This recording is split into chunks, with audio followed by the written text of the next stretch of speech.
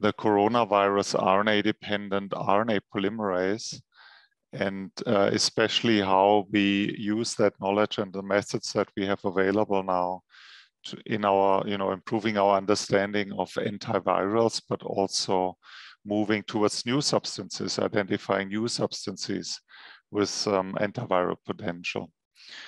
So why do we need such drugs at all, you may ask? Because we have great vaccines and we have other measures to protect us, as we've heard.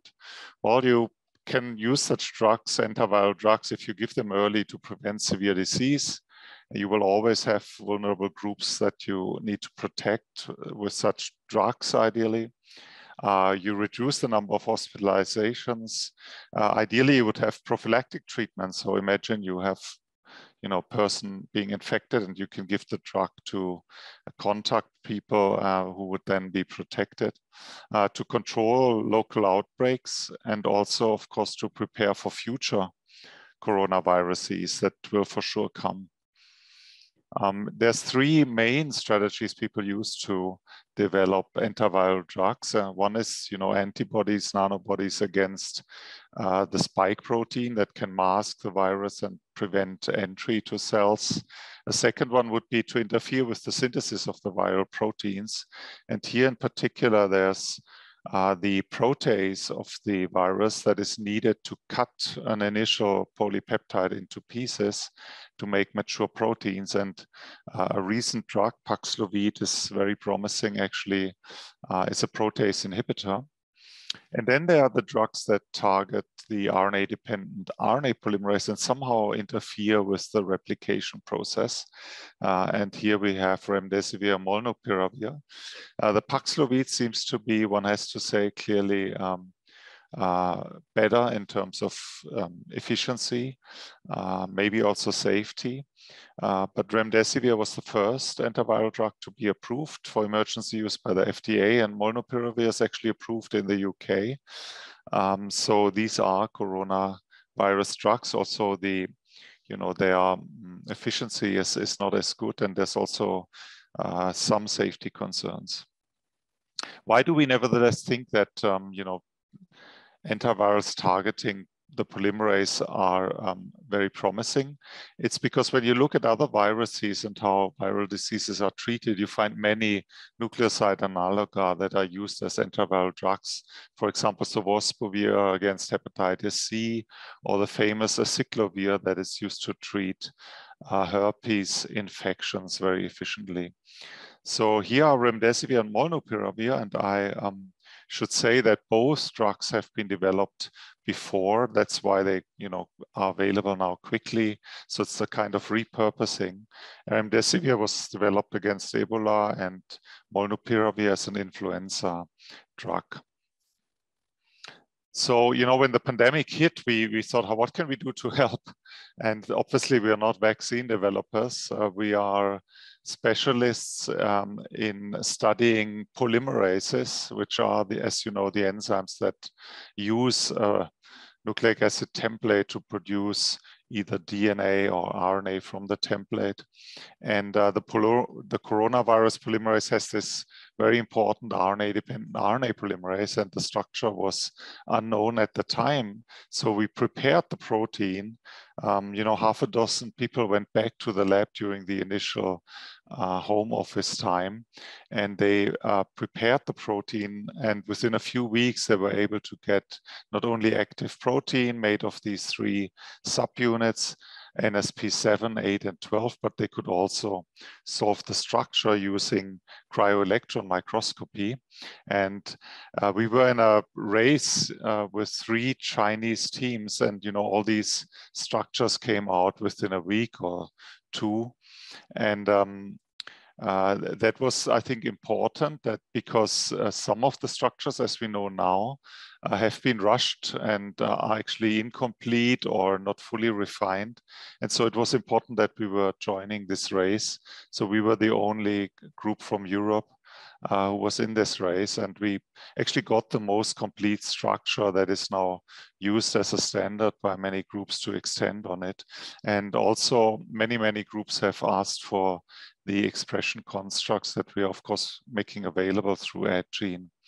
The polymerase itself is, the active site is similar to what you see in other polymerases for other viruses, but these long green extensions that you see here are quite unique, and there's good evidence that these are needed to keep the polymerase on the RNA during replication so that it doesn't fall off. And that seems to be very important because the coronavirus encodes for the largest RNA genome that we know of.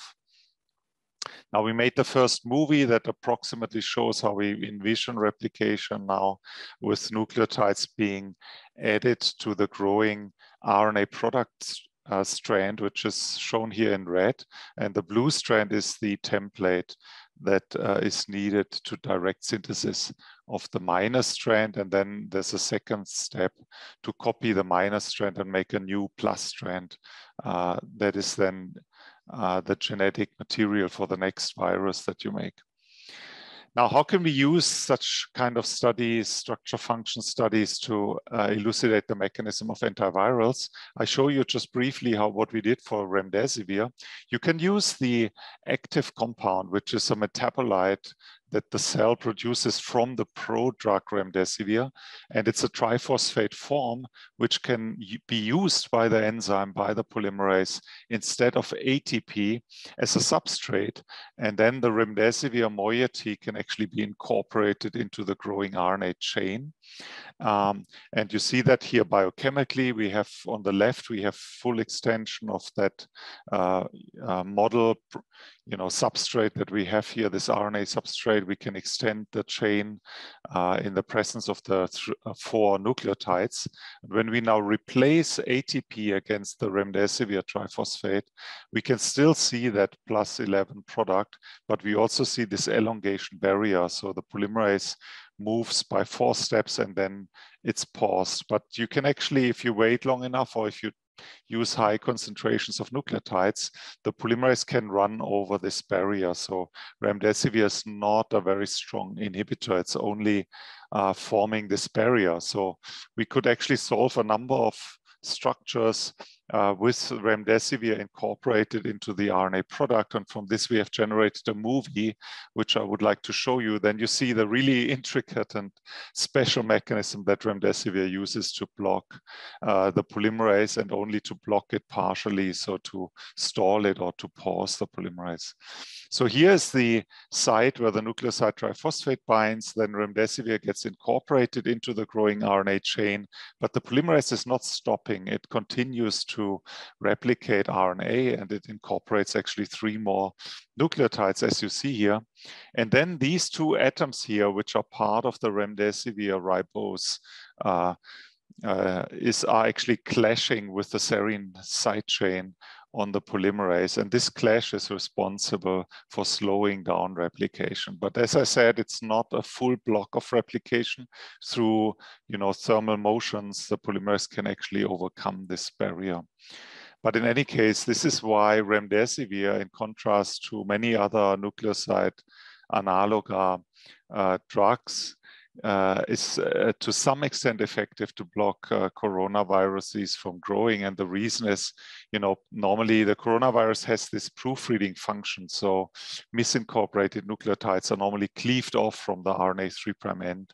And in this case, because remdesivir doesn't stop the polymerase immediately, as was first claimed by our competitors, but it actually stops it only after 3 more steps of synthesis. This is how it escapes to some extent the proofreading, and this is why it has some inhibitory potential.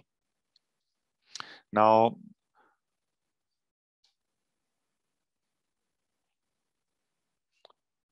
we move to a second drug, and that is molnupiravir.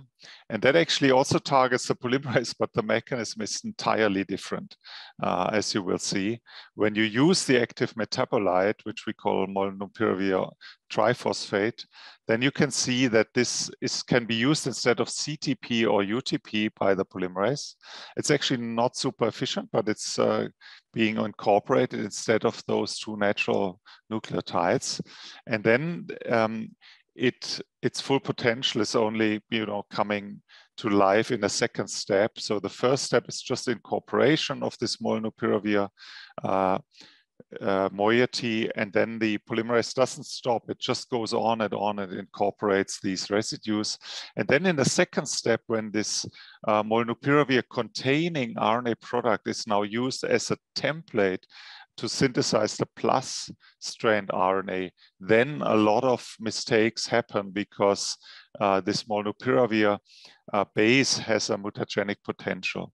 And now you can actually incorporate either G or A opposite of the molnupiravir moiety.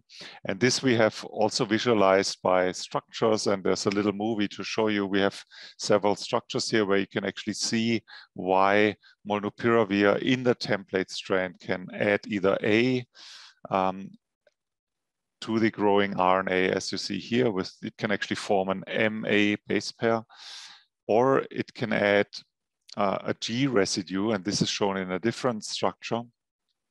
So now we solved the structure with G opposite of the molnupiravir, and you can also form a base pair. So actually there's two different tautomeric forms that this base can adopt, and they can base pair either with G or A, and that causes a lot of errors. So what will happen in the end is that molnupiravir will lead to so many errors that the new genome is not able to form functional viruses anymore. But this comes, of course, also with some concerns, because other polymerases can take that molnupiravir drug also as a substrate, and then there can be errors being introduced also into cellular nucleic acids.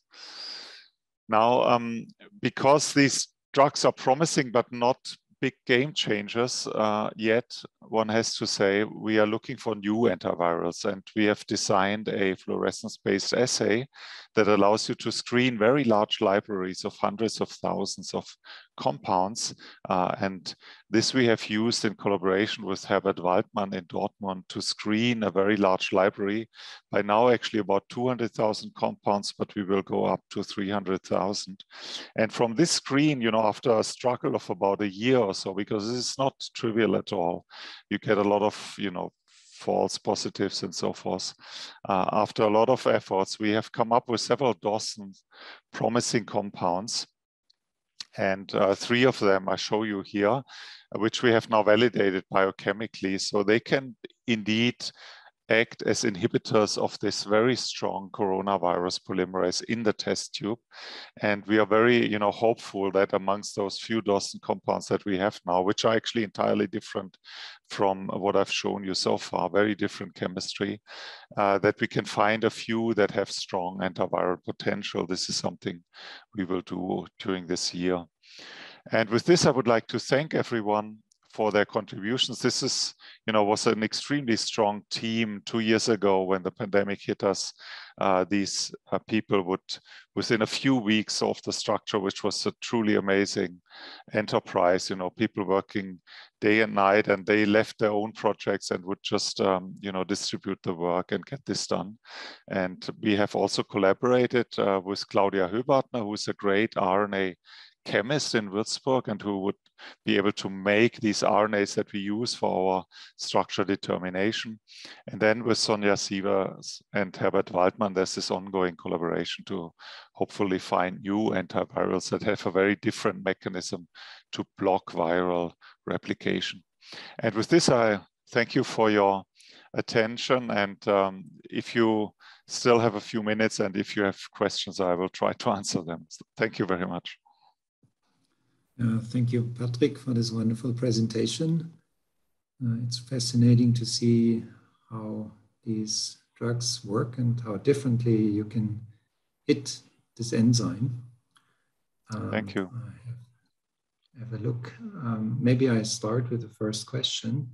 You probably have read the paper of a colleague of mine who has found an iron sulfur cluster in NSP12.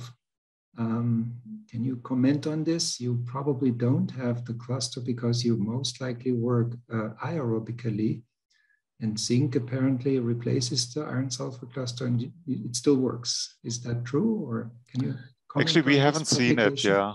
We haven't seen that cluster, but I cannot comment on it. Why? Of course, it could be our conditions. I mean, as you know better than I do. But what I can say is that the enzyme that we used for structure determination is incredibly active. So, and we know that also in comparison to enzymes that other groups have used, which sometimes don't have the right stoichiometry or lack a subunit or so. And this is why we get a lot of requests through AdGene. So how did we do that? Actually, it was a combination of, our experience here with insect cells that we could very quickly, because we make a lot of proteins and complexes with insect cells, so we could adopt that. And the second is also some luck. So it turns out that, 2 of the subunits are actually there in duplicate. So the stoichiometry is it's kind of weird. It's 1 to 1 to 2. And if you don't have that stoichiometry, you don't have a highly active enzyme. So we haven't seen that such an iron sulfur cluster is required for high activity, but that doesn't mean that it's not needed for something else, because as we know, this polymerase complex is also associated with other activities that are responsible for capping, for proofreading, for backwards movement of the polymerase, for error detection and things like that. And also the priming, and it could be that an iron sulfur cluster is probably involved in some of those polymerase associated activities. It could be the same game as we found it in 2012 for the DNA polymerases in eukaryotic cells, which have an iron sulfur cluster, which is not necessary for, let's say, basic functions, for binding other associated factors. Thank you. Yeah, that's a good point. Yeah, thank you. Yeah, very exciting. I think the new question is from Andreas. Yeah, I was just wondering how important dosing is in using such mutagenic drugs. So if I could think that, or could imagine that underdosing or inappropriate use, so to speak, would increase actually the occurrence of variants and maybe variants of concern.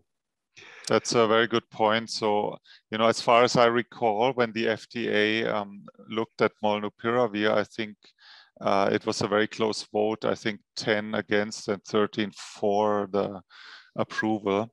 And there were 2 concerns. One is the concern that you have.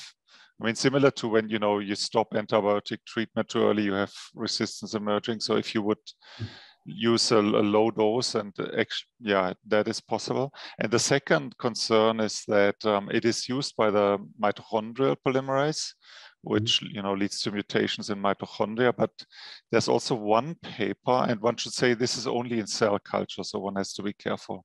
But one paper saying that in the cell, this molnupiravir can also be converted into the deoxy form and then be incorporated into the DNA, which would make it mutagenic. And that, of course, would be a great safety concern.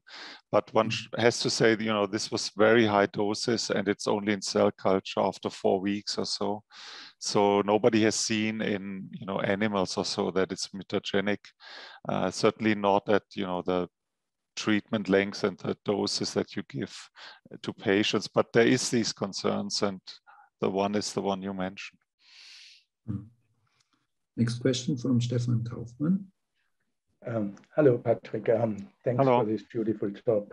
I was wondering, it's more a kind of a speculation. The Paxlovid, I thought the nice trick, also risky, was to add another compound which inhibits its degradation. So in HIV, have all these combination drugs. Is that the way to go on the long run, to get hit them hard, more or less? Yeah, when I read about Paxlovid, I saw that too. They use an HIV compound simply to expand the lifespan, I think to block one of the enzymes that normally is involved in. Yeah, the CYP. Yeah. But the question is that the way to go on the long run, or would you go for single drugs? I mean, multi-drug therapy. To be honest, Stefan, I don't have good insights to answer that question. But what I do expect is that a combination of drugs, that target different enzymes of the virus would be helpful. Because in HIV we saw that, right? Because otherwise you have the risk of getting resistance mutations. So actually in the Omicron, you start to see these, because it has so many mutations, I think over 50 or so, you start to see mutations in the protease that is targeted by Paxlovid, but also some in the polymerase. Yes. And so I imagine that you have to use combination therapy in the end. And Paxlovid seems to be a very good drug, as far as I know the data. Yeah. So we need a good polymerase inhibitor maybe to complement it. Maybe I can just comment. I agree that on the long run, I think we will have to combine drugs against the coronaviruses that have different modes of action, like we did it in HIV, although the coronavirus is not so variable compared to HIV. And the other question, the second drug in Paxlovid is, as you mentioned, needed for the metabolism of the active drug against corona itself. And I don't think this is something good on the long run, because that always means interactions with other drugs or medications that patients may need. So it's always better to just have one drug and not to need this additional drug for the metabolic stability. Yeah, this is a very good point. I mean, to answer the first question, I don't know, but I expect that the combination therapy would be better. So basically also what Stefan Kaufmann said, maybe then you can use only the coronavirus protease inhibitor in the Paxlovid, which is a mixture of two, right? And then maybe combine it with a inhibitor of a second enzyme like the polymerase. And if you give that at the same time, you should be able to get a similar effect, maybe even better effect.